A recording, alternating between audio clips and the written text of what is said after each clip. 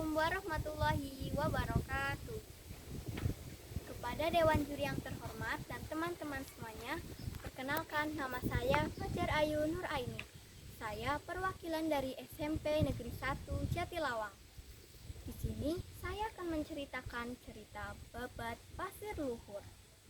Alkisah dari Kerajaan Pajajaran yang dipimpin oleh Prabu Siliwangi.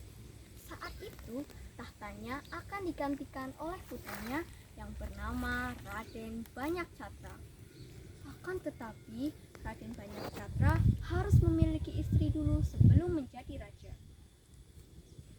Hai anakku, kau telah dewasa dan seharusnya kau telah memiliki istri. Ayahanda bermaksud untuk mewariskan kerajaan ini kepadamu. Mohon ampun ayahanda, Ananda belum siap untuk menikah. Dan Ananda akan menikah setelah menemukan wanita yang memiliki sifat dan rupa seperti Bu Ratu.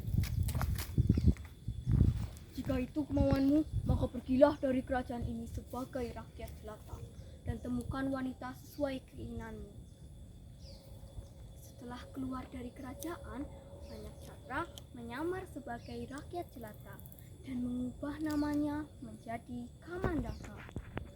Kamandaka telah sampai di Pasir Luhur, sebuah kadipaten yang dipimpin oleh Adipati Kandadaha. Di sana, ia mengabdi kepada Patih Reksanata. Karena budi luhur dan kecakapan dalam bekerja, Patih Reksanata mengangkat Kamandaka sebagai anak angkatnya. Ia sering diajak Patih Reksanata untuk menghadiri acara di kadipaten. Oleh karena itu, Kamandaka bertemu dengan Dewi Ciptarasa, yaitu putri dari Adipati Kandadaha. Singkat cerita, mereka berdua menjalin kisah asmara. Akan tetapi, hubungan tersebut diketahui oleh pihak kadipaten dan membuat murka sang adipati. Sang adipati menyuruh seluruh prajuritnya untuk menangkap Kamandaka.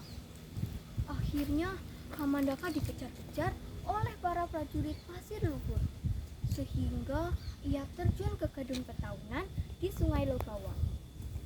Tubuhnya terdampar di desa Paniaki dan ditemukan oleh seorang pemancing ikan yang bernama Reka Jaya. Mendengar berita masih hidupnya Kamandaka, sang adipati melakukan sayembara. Siapa yang bisa mendapatkan Kamandaka dalam keadaan hidup atau mati, maka dia akan mendapatkan hadiah darinya. Di saat yang bersamaan, adik Banyakcatra yaitu Raden Banyakambar diutus oleh Prabu Siliwangi untuk menjemput kakaknya di Pasir Luhur.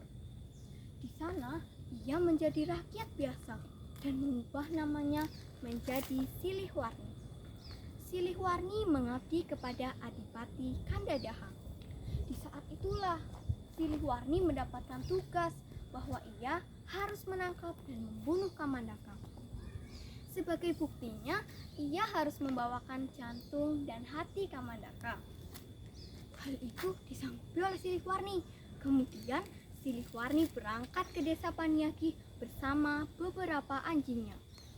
Mereka sudah bertemu dengan Kamandaka dan mulailah pertarungan antara mereka. Sang Silihwarni mampu menikamkan kujang pamungkasnya ke tubuh Kamandaka.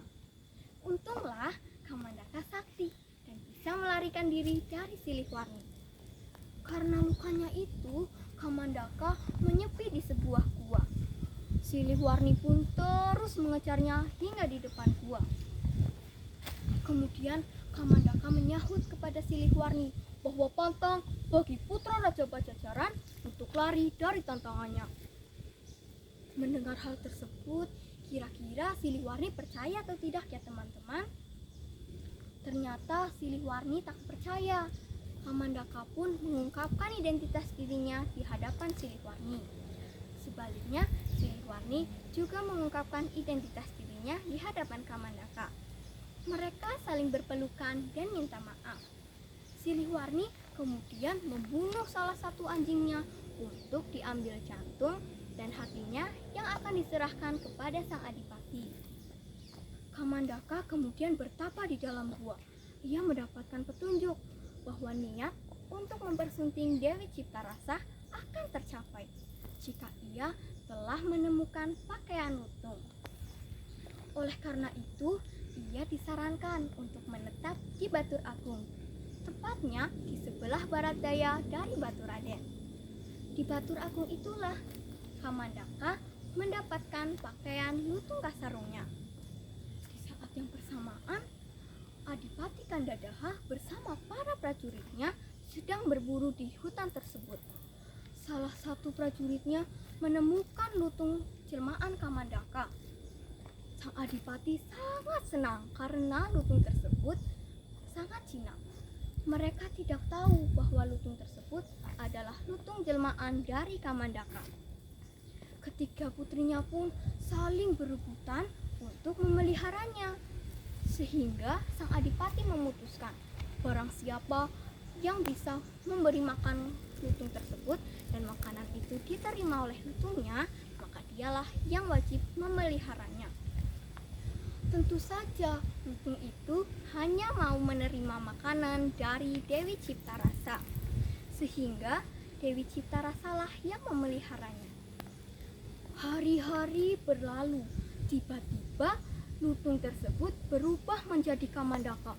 Dewi Ciptarasa pun kaget, bercampur bahagia karena melihat kekasihnya telah ada di depannya. Kamandaka kemudian meminta maaf kepada Dewi Ciptarasa untuk merahasiakan hal tersebut dari orang lain. Singkat cerita, pada suatu hari datanglah Prabu Pulebahas yang ingin melamar Dewi Ciptarasa. Prabu Pulebahas terkenal sangat kejam. Ia berasal dari Nusa Kambangan. Hal tersebut Dewi Ciptarasa pun sedih dan mengungkapkan hal tersebut kepada Kamandaka.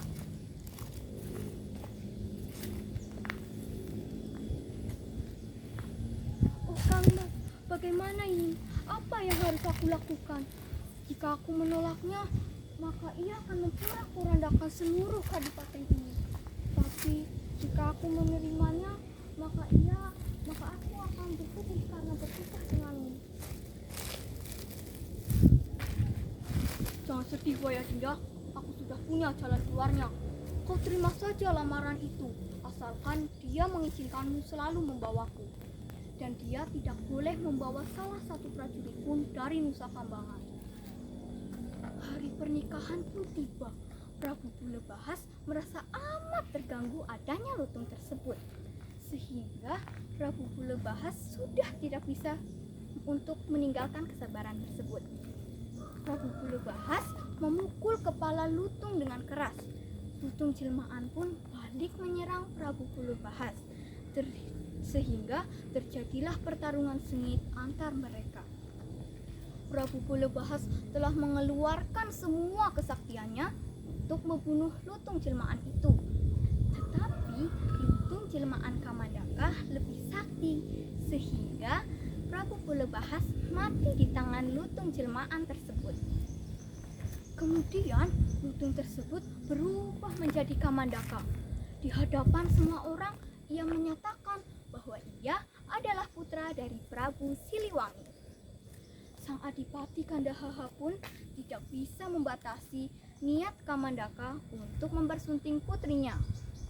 Di hari itulah Kamandaka bersama Dewi Ciptarasa pun menikah dan hidup bahagia selamanya di Pasir Luhur.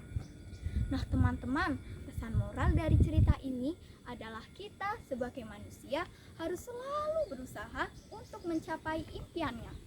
Sekian, terima kasih. Wassalamualaikum warahmatullahi wabarakatuh.